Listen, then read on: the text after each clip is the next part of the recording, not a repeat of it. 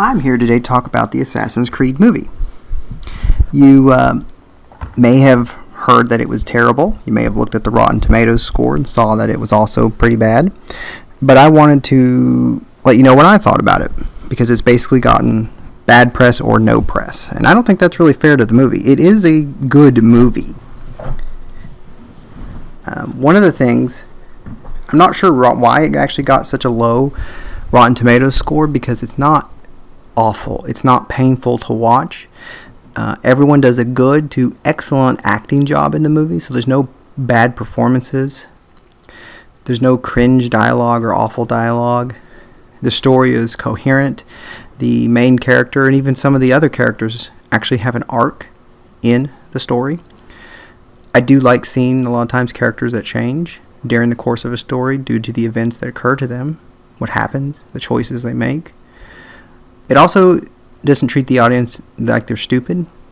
So it doesn't tell you when you need to feel angry or afraid or mad about something like they often do in movies.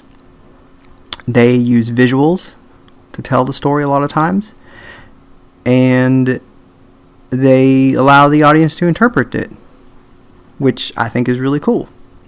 I really appreciate that kind of storytelling, that they really put it out there and try to do a good job, and you're supposed to interpret it instead of just saying what you're supposed to feel. I actually really despise that in movies, when they just tell you what to feel instead of actually showing you or having a build-up through the story and through the actions that's occurred in the movie to lead you to see what's going on and how you're feeling at the time. So I'm not really sure why the Rotten Tomatoes score is so low. It is, like Suicide Squad, as contrast, is a rotten movie. That's a terrible movie. That is painful to watch. It is unpleasant to watch. And that's not Assassin's Creed by any means. Not even close. It's not a perfect movie by any means. I really hope they get to make a second one, because all of the problems that I have with the movie are easily fixed. There's nothing that's a fatal flaw that just kills it, besides not making enough money, I guess. But there's nothing in the storytelling or the characters or anything like that that just says, no, we can't go on from here. So I really hope they get to make a second one. Some of the problems, though, that they might have, just in case you're curious if you're watching it, is it does have a little bit of pacing problems, I feel, at some points. Some points you do feel like, let's move along. Not very often and not for very long, but it could use a little shore up, I think, in that area. I would like to have a little bit more memorable characters in the past. What I mean by that is, during the present day, there are fellow assassins, as it were, that are in this jail area, whatever you want to call it, complex, with our main character. And they are, you don't see them a whole lot, but you instantly I know that guy, right? They make a really good visual impression on you. And you instantly remember who they are, what they look like, and even their attitude.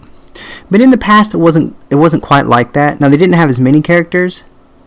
And I do hope that when they get to make, hopefully if they get to make any more, that they will spend a little bit more time in the past. It did feel like the past was for action, and they just dumped you right into it and moved along, which isn't bad, but I wouldn't mind just a little bit more time in the past, and hopefully they'll be able to do that in the second one. Also, when they go back to the past, I wouldn't mind a little bit more history, because the scenes went by so fast. There may have been some actually in there, but it really wasn't. And that's something like, for example, in the Assassin's Creed 2 video game, you get to meet Leonardo da Vinci and you talk to him.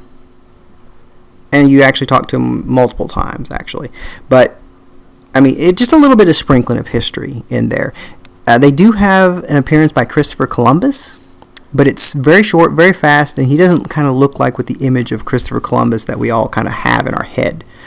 I don't think Assassin's Creed is supposed to be trying to be historically accurate, so what they do with a lot of their characters, that when they go back in time, is they make them look like how you think they're supposed to look, rather than how they might have actually looked, which I think is good. That's good for the audience, and it's fun. And then if you really want to know more, of course, you go look it up.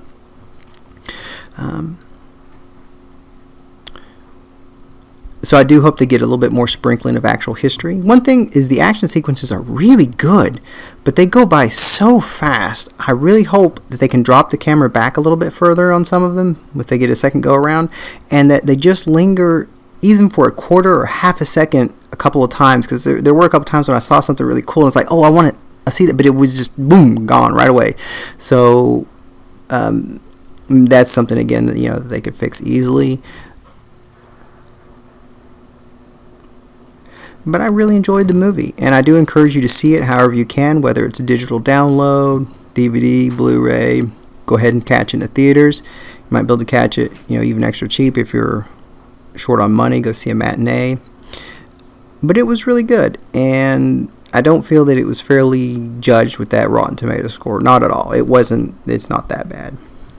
And I do hope they get to make a second one, because I think they can really do an even better job. Make a good movie, great, with what they can learn from it. Who knows if they'll have that opportunity. If you hear any banging around, that's my kitten. I have a baby kitten, and she is ferocious, absolutely ferocious. And that's what's running around, banging around the house, if that's what you can hear. Please comment below if you've seen it. If you haven't seen it, maybe why you didn't see it. Did the Rotten Tomatoes score factor into that? Was it just word of mouth, kind of got the idea? Because, I'll tell you, when they go back in time, those action sequences are really good. Really good. And they're different from what you're used to seeing, like standard action, which is nice. So it does give you something different to see at the theater. It's not just a plain old action movie, because like I said, it's back in time, so there's no weapons, or I should say no firearms, swords, knives, bows, arrows, that sort of stuff, which is different. And it's always nice to see them try something different rather than doing the same old action over and over again.